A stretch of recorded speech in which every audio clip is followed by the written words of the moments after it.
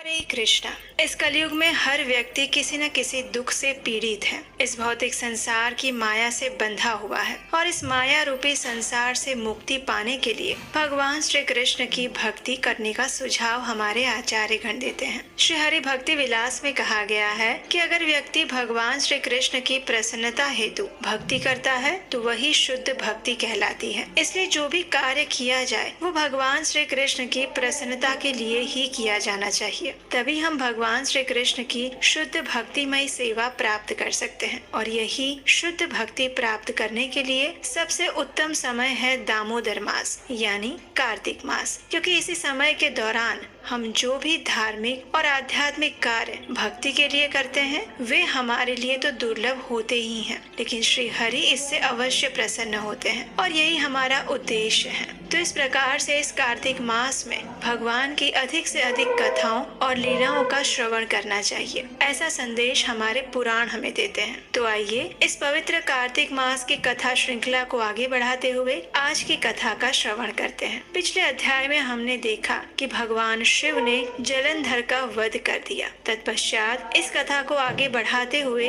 देवर्षि नारद ने कहा, हे राजन, जब भगवान शिव ने दैत्यराज जलंधर का वध कर दिया तो सभी देवतागण प्रसन्न होकर भगवान शिव की स्तुति करते हुए इस प्रकार कहने लगे, हे महादेव, जलंधर को मारकर आपने हम सभी देवताओं पर बड़ा ही उपकार किया है। जलंधर के वध से तीनों लोकों में सुख व्याप्त हो गया है। चारों ओर सभी प्रसन्न और आनंदित दिखाई दे रहे हैं। लेकिन हे देव, भगवान विष्णु वृंदा के तेज के प्रभाव के कारण पाषाण बनकर उनकी भस्म में लौट रहे हैं, इसलिए कृपया आप उनका मोह नष्ट करें। इस प्रकार देवताओं की प्रार्थना सुनकर भगवान शिव ने कहा, हे देवताओं, आप सभी भगवान की योग माया की शरण में जाइए, वही इस संकट को दूर कर सकती हैं। भगवान शिव की ये बात सुनकर सभी देवतागण योग माया की स्तुति करते हुए कहने लगे, हे आद्या शक्ति, हे महामाया, आप संसार की रचना, पालन और संहार करने वाली हैं। तीनों गुण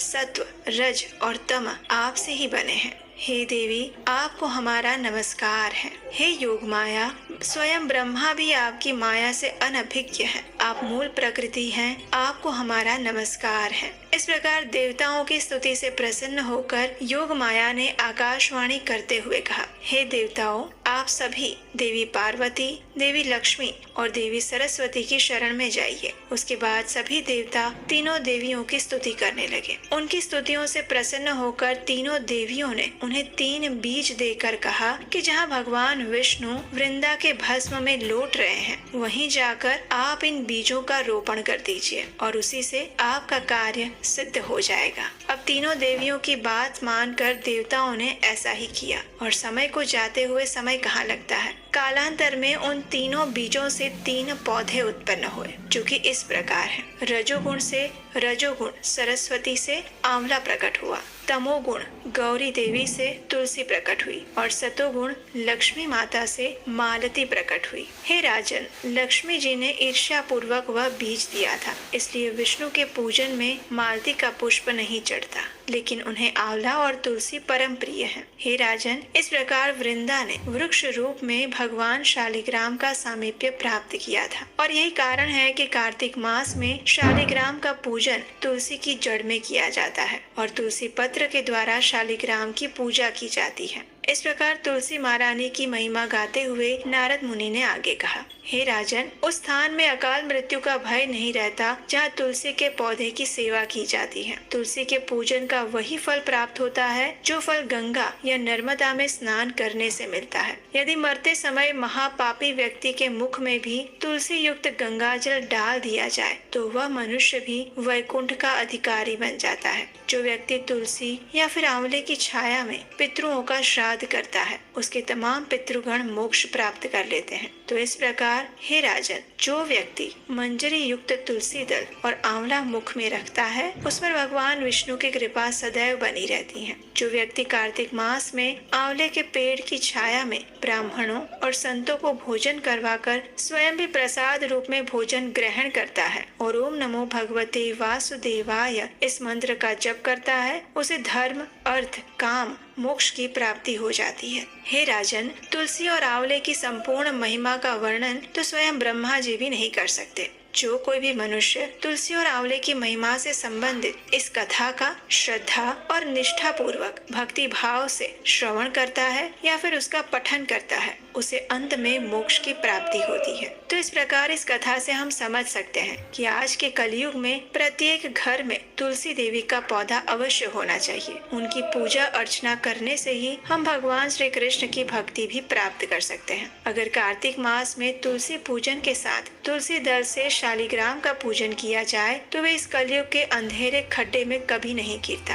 व्यक्ति अपने समस्त पापों से मुक्त हो जाता है। और इस कार्तिक मास में तुलसी दल द्वारा भगवान विष्णु की पूजा अर्चना की जाती है और एक एक दल से की जाने वाली पूजा पर मुक्ता दान का फल प्राप्त होता है। भगवान के श्री अंगों से उतरी हुई प्रसाद स्वरूप तुलसी को अपने मुख में, मस्तक पर या फिर शरीर पर धारण करने से, भगवान के निर्माल्य से अपने अंगों का मार्जन करने से मनुष्य संपूर्ण रोग और पापों से मुक्त हो जाता है। तो ये थी आज की कार्तिक मास विशेष कथा। आज की कथा का समापन हम यहीं पर करेंगे और ऐसी ही महत्वपूर्ण पौराणिक कथा लेकर आएंगे हम कल बहुत जल्द। तो इसे सुनने के लिए अगर अभी तक आपने इस चैनल को सब्सक्राइब नहीं किया है तो करके रख लीजिए, नोटिफिकेशन बटन ऑन करके रख लीजिए और हमारे व्हाट्सएप तथा टेलीग्राम ग्रुप के साथ भी जुड़े रहिए, क्योंकि इस परम पवित्र कार्तिक मास में हम अनेक पौराणिक ग्रंथों से प्रमाणभूत जानकारियाँ आपके लिए लेकर आ रहे हैं। पूजा आराधना करते हुए उनसे प्रार्थना करते हैं कि वे हमें भगवान श्री कृष्ण की अति शुद्ध प्रेमा भक्ति प्रदान करें। तो आइए अब हम इस पवित्र कार्तिक मास में तुलसी देवी की आरती करते हैं। प्रतिदिन तुलसी देवी की पूजा करते हुए इस तुलसी आरती का स्तवन, पठन और श्रवण करना चाहिए। तो आइए अब हम उसी तुलसी आरती का श्रवण करते हैं। नमो नमः तुलसी कृष्ण प्रेयसी, नमो नमः राधा कृष्ण सेवा पवो, एई अभिलाषी, ये तुम्हार शरण लो, तारा वांछा पूर्ण हो, कृपा करी कर तारे वृंदावन वासी, मोर एई अभिलाष, विलास कुंज दियो वास, नयने हरिबो सदा, युगल रूप राशि, एहि निवेदन धर, सखीर अनुगत करो, सेवाधिकार दिए करो निज दासी, दीन कृष्ण दास कहे, एहि न मोरा, श्री राधा गोविंद प्रेमे सदा ये न भासी, तुलसी कृष्ण प्रेयसी, नमो नमः तुलसी कृष्ण प्रेयसी, नमो नमः। आइए अब इस तुलसी आरती का अर्थ जानते हैं। इसका अर्थ और अनुवाद इस प्रकार है। भगवान श्री कृष्ण की प्रियतमा, हे तुलसी देवी, मैं आपको बारंबार प्रणाम करती हूँ। मेरी एकमात्र इच्छा है कि मैं श्री राधा कृष्ण की प्रेममयी सेवा प्राप्त कर सकूं। जो कोई भी आपकी शरण लेता है उसकी कामनाएं पूर्ण हो जाती है। उस पर आप अपनी कृपा बरसाती हैं और उसे वृंदावन वासी बना देती हैं। मेरी एकमात्र यही अभिलाषा है कि आप मुझे भी वृंदावन के कुंजों में निवास करने की अनुमति दें, जिससे मैं युगल श्री राधा कृष्ण की सुंदर लीलाओं का सदैव दर्शन कर सकूं। आपके चरणों में मेरा यही निवेदन है कि मुझे किसी भी व्रज गोपी की अनुचरी बना दीजिए और सेवा का अधिकार देकर मुझे आपकी निज दासी बनने का अवसर प्रदान कीजिए। अति दीन कृष्ण दास आपसे यही प्रार्थना करता है कि मैं सदा सर्वदा श्री श्री राधा गोविंद के प्रेम में डूबा रहूं। इस प्रकार तुलसी आरती करने के बाद अब समय है तुलसी देवी की प्रदक्षिणा करने का। और इस तुलसी देवी की प्रदक्षिणा करते समय आप इस मंत्र का उच्चारण कर सकते हैं। यानि कानि च पापानि ब्रह्महत्यादिकानि च तानि तानि प्राणशन्ति प्रदक्षिण पदे पदे। इसका अर्थ ये होता है कि जो भी व्यक्ति तुलसी महारानी की प्रदक्षिणा करता है तो उस प्रदक्षिणा के दौरान पद पद पर उसके समस्त ब्रह्म हत्यादि जैसे बड़े बड़े पापों का भी नाश हो जाता है। तो इस प्रकार इस कार्तिक मास में आप तुलसी पूजन और प्रदक्षिणा कर सकते हैं। चलिए अब हम इस पवित्र दामोदर मास यानी कार्तिक मास में तुलसी देवी के स्तोत्र का पाठ करते हैं, जिसकी रचना श्री पुंडरीक दास द्वारा की गई है। जगद्धात्री नमस्तुभ्यं विष्णोश्च प्रियवल्लभे यथा ब्रह्मादयो देवः सृष्टिस्थित्यन्तकारिणः। नमस्तुलसी कल्याणी नमो विष्णु प्रिये शुभे नमो मोक्षप्रदे देवी नमः सम्पत्प्रदायिके। तुलसी पातु मां नित्यं सर्वापदभ्योऽपि सर्वदा कीर्तितापि स्मृता वापि पवित्रति मानवम्। नमामि शिरसा देवीं तुलसीं विलसत्तनुं यां दृष्ट्वा पापिनो मर्त्या मुच्यन्ते सर्वकिल्बिषात्।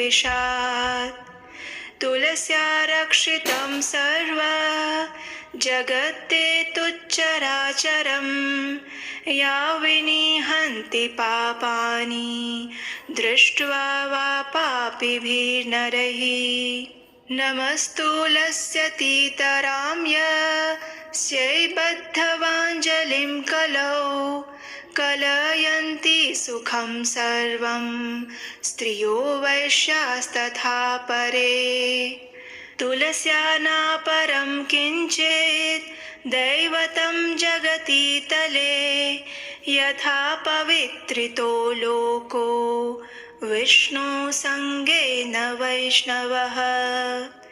तुलस्याः पल्लवं विष्णोः शिरस्यारोपितं कलौ आरोपयति सर्वाणि श्रेयांसि वरमस्तके।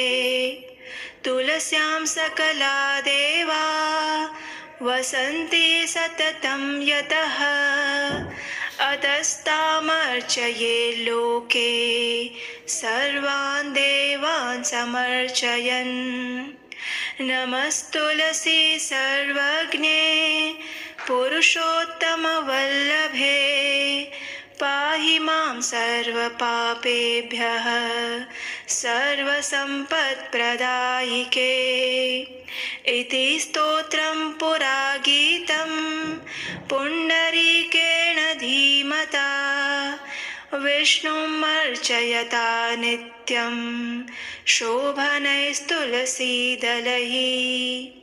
तुलसी श्री महालक्ष्मी विद्या विद्या यशस्विनी धर्म्या धर्मानना देवी देवी देव मनः प्रिया। लक्ष्मी प्रिय सखी देवी द्यौर्भूमिरचला चला षोडशैतानि नामानि तुलस्या कीर्तयन् नरः लभते सुतरां भक्तिम् अन्ते विष्णुपदं लभेत्। तुलसी भूर्महालक्ष्मीः पद्मिनी श्रीहरिप्रिया तुलसी श्रीसखी शुभे पापहारिणि पुण्यदे नमस्ते नारद नूते नारायण मनः प्रिये। आइए अब इस तुलसी स्तोत्र का अनुवाद और भावार्थ समझते हैं। श्रीमती तुलसी देवी ब्रह्मांड की माता और भगवान विष्णु की परम प्रिय संगिनी है, जिनके कारण ब्रह्मा आदि देवता सृजन, पालन और संहार के कार्य संपन्न करते हैं। हे श्रीमती तुलसी देवी, मैं आपको दंडवत प्रणाम करता हूँ। आप सद्गुणी हैं, कल्याणकारी हैं और भगवान विष्णु को प्रिय है। आप धन, संपत्ति और मुक्ति प्रदान करने वाली हैं। श्रीमती तुलसी देवी प्रत्येक स्थिति में समस्त विपदाओं से मेरी रक्षा करें। आपकी स्तुति और मात्र स्मरण करने से ही लोगों को पवित्र कर देता है। मैं श्रीमती तुलसी देवी को शीश झुकाकर प्रणाम करता हूँ, जिनका तेजवान और दमकदार रूप, जिसको देखकर पापी नश्वर मनुष्य समस्त दोषों से मुक्त हो जाते हैं। समस्त चर और अचर वस्तुओं सहित इस संपूर्ण जगत की श्रीमती तुलसी देवी रक्षा करती हैं, जिनके केवल दर्शन मात्र से ही पापी व्यक्तियों के पाप पूर्णतः नष्ट हो जाते हैं। हे श्रीमती तुलसी देवी, आपको सहस्र बार प्रणाम करता हूँ। आपको कलयुग में समस्त स्त्रियां, वैश्यगण और उनके समान अन्य लोग भी प्रसन्नता पूर्वक हाथ जोड़कर विनम्र प्रणाम करते हैं। इस पृथ्वी पर श्रीमती तुलसी देवी से अधिक दिव्य कुछ भी नहीं है, जिनके द्वारा ये जगत पवित्र हो जाता है, जैसे विष्णु और वैष्णव के संपर्क में आने से होता है। इस कलयुग में जब श्रीमती तुलसी देवी की अंकुरित कली भगवान विष्णु के शीश पर अर्पित की जाती है, तब ये उपासक के शीश पर समग्र आशीर्वाद प्राप्त होने के समान माना जाता है। श्रीमती तुलसी देवी में समस्त देवतागण हर समय वास करते हैं, इसलिए व्यक्ति को इस विश्व में उनकी आराधना करनी ही चाहिए और इस प्रकार से समस्त देवताओं की आराधना स्वतः ही हो जाती है। सर्वज्ञानी और परम पुरुष की अत्यंत प्रिय श्रीमती तुलसी देवी, मैं आपको दंडवत प्रणाम करता हूँ। आप संपूर्ण धन संपत्ति प्रदान करती हैं। कृपा करके मेरे समस्त पापों से मेरी रक्षा कीजिए। अतः ये प्रार्थना पहले के समय में बुद्धिमान पुंडरीक द्वारा गाई गई है। व्यक्ति को श्रीमती तुलसी देवी की सुंदर पत्तियों को नियमित रूप से अर्पित करते हुए सदैव ही भगवान विष्णु की आराधना करनी चाहिए। मनुष्य को श्रीमती तुलसी देवी के इन 16 नामों का उच्चारण करना चाहिए। तुलसी, श्री, महालक्ष्मी, विद्या, अविद्या, यशस्विनी, धर्मया, धर्मानना, वृंदा, देवी देव मनः प्रिया, लक्ष्मी प्रिय सखी, देवी, द्यौ, भूमि, अचला और चला। वह और अधिक निष्ठा और भक्ति प्राप्त करता है और अंत में भगवान विष्णु के धाम को प्राप्त करता है। श्रीमती तुलसी देवी भूमि, महालक्ष्मी, पद्मिनी तथा श्री हरि प्रिया के नाम से भी जानी जाती हैं। मैं श्रीमती तुलसी देवी को बारंबार दंडवत प्रणाम करता हूँ। आप श्रीमती लक्ष्मी देवी की अत्यंत प्रिय मित्र, शुभ चिंतक, पापों को हरने वाली, आध्यात्मिक गुणों को प्रदान करने वाली, नारद मुनि द्वारा प्रशंसनीय और भगवान श्री नारायण के मन की प्रिया हैं। इस प्रकार प्रतिदिन इस कार्तिक मास में इस तुलसी स्तोत्र का पठन और श्रवण करना अत्यंत पुण्यशाली माना गया है। तो आइए इस परम मंगलमय कार्तिक मास में अब हम तुलसी अष्टकम का पाठ करते हैं। इस अष्टकम का वर्णन हमें ब्रह्म वैवर्त पुराण में मिलता है। एक समय जब तुलसी देवी भगवान से रुष्ट होकर अंतर्धान हो गई थी, उस समय भगवान उनके विरह में आतुर होकर वृंदावन चले गए और उन्होंने वहाँ पर तुलसी देवी की पूजा और स्तुति की। और उस समय उन्होंने जिस मंत्र और स्तोत्र की रचना की थी, वो स्तोत्र इस प्रकार है। श्री भगवानुवाच वृन्दारूपाश्च वृक्षाश्च यदैकत्र भवन्ति च विदुर्बोधास्तेन वृन्दां मत्प्रियां तां भजाम्यहम्। पुरा बभूव या देवी त्वादौ वृन्दावने वने तेन वृन्दावनी ख्याता सौभाग्यां तं भजाम्यहम्। असङ्ख्येषु च विश्वेषु पूजिता या निरन्तरं तेन विश्वपूजिताख्यां जगत्पूज्यां भजाम्यहम्। असङ्ख्यानि च विश्वानि पवित्राणि यया सदा तां विश्वपावनीं देवीं वीरहेण स्मराम्यहम्। देवानतुष्टः पुष्पाणां समूहेन यया विना तां पुष्पसारां शुद्धां च द्रष्टुमिच्छामि शोकतः। विश्वे यत्प्राप्तिमात्रेण भक्तानन्दो भवेत् ध्रुवम् नन्दिनी तेन विख्याता सा प्रीता भवता धीमे। यस्या देव्यास्तुला नास्ति विश्वेषु निखिलेषु च तुलसी तेन विख्यातां यामि शरणं प्रियाम्। कृष्णजीवनरूपाया शश्वत्प्रियतमा सती तेन कृष्णजीवनीति मम रक्षतु जीवनम् मम रक्षतु जीवनम्। आइए अब हम इस तुलसी अष्टकम का अर्थ जानते हैं। श्री भगवान ने कहा, जब वृंदा रूप वृक्ष एकत्र होते हैं तब वृक्ष समुदाय अथवा वन को बूढ़जन वृंदा कहते हैं। ऐसी वृंदा नाम से प्रसिद्ध अपनी प्रिया तुलसी की मैं उपासना करता हूँ, जो देवी प्राचीन काल में वृंदावन में प्रकट हुई थी, अतएव जिसे वृंदावनी कहते हैं। उस सौभाग्यवती देवी की मैं उपासना करता हूँ, जो असंख्य वृक्षों में निरंतर पूजा प्राप्त करती हैं, अतः जिनका नाम विश्व पूजिता पड़ा है। उस जगत पूज्या देवी की मैं उपासना करता हूँ। हे देवी, जिसने सदा अनंत विश्वों को पवित्र किया है, उस विश्व पावनी देवी का मैं विरह से आतुर होकर स्मरण करता हूँ, जिसके बिना अन्य पुष्प समूहों के अर्पण करने पर देवता प्रसन्न नहीं होते।